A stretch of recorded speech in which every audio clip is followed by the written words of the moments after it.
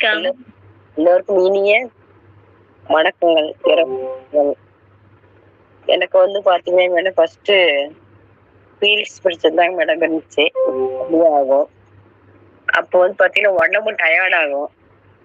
அவ வெளியே எங்கேயும் போக முடியாது. அப்போ வந்து அந்த 5 நாளைக்கு நம்ம வீட்டுல இருக்கிற மாதிரிதான் மேடம் இருக்கும். இப்ப இது எடுத்ததுக்கு அப்புறம் அந்த எச்சுகள் மேடம் கரெக்டா பீரியட்ஸ் ஆயிடுது. அப்போ உடம்பு டயர்ட் ஆகுறது இல்ல. கழிவுகள் வந்து கட்டி கட்டியா வெளியாகிறது இல்ல. அது நல்லாவே இருக்கு. 5 நாளைக்கு நல்லா இருந்து அதே மேடம். அப்புறம் இன்னொரு விஷயம் என்னன்னு கேட்டீங்கன்னா பற்ற பிரச்சனை இல்ல. பொடுகு இருக்கு மேடம் அதிகமா. இப்ப பொடுகும் நார்மல் ஆயிடுச்சு.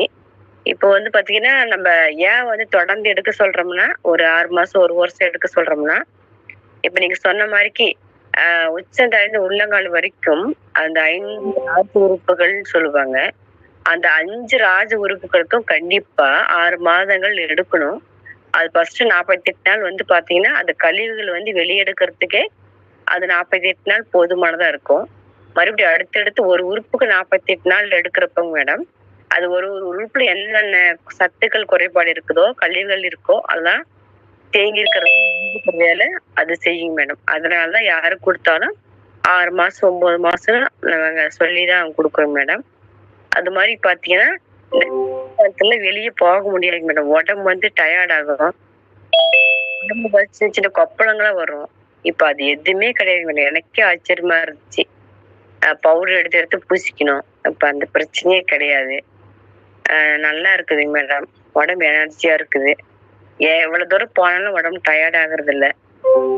எங்க வீட்டில வந்து 2 பெண் குழந்தைங்க இருக்கிறாங்க. அவங்களுக்கும் கொடுத்துருக்குறேன். அவங்க நல்லா இருக்குங்க மேடம். நல்லா எனர்ஜியை தருது மேடம். வாழ்த்துக்கள் மேடம். எல்லாத்துக்குமே சிறப்பா கொடுக்கலாங்க மேடம். சிறப்பா செயல்படலாம். தொடர்ந்து எல்லாத்துக்கும் பேசலாங்க மேடம். கடவுள் யாருக்கு வந்து இந்த சிறப்பான வரத்தையும் வாய்ப்பையும் கொடுத்திருக்காரோ கடவுள் கண்டிப்பா அவங்களுக்கு எல்லாத்துக்கும் போய் இந்த இரவு நேரத்துல இறைவனை வேண்டிக்கிறேங்க மேடம். தேங்க்யூ.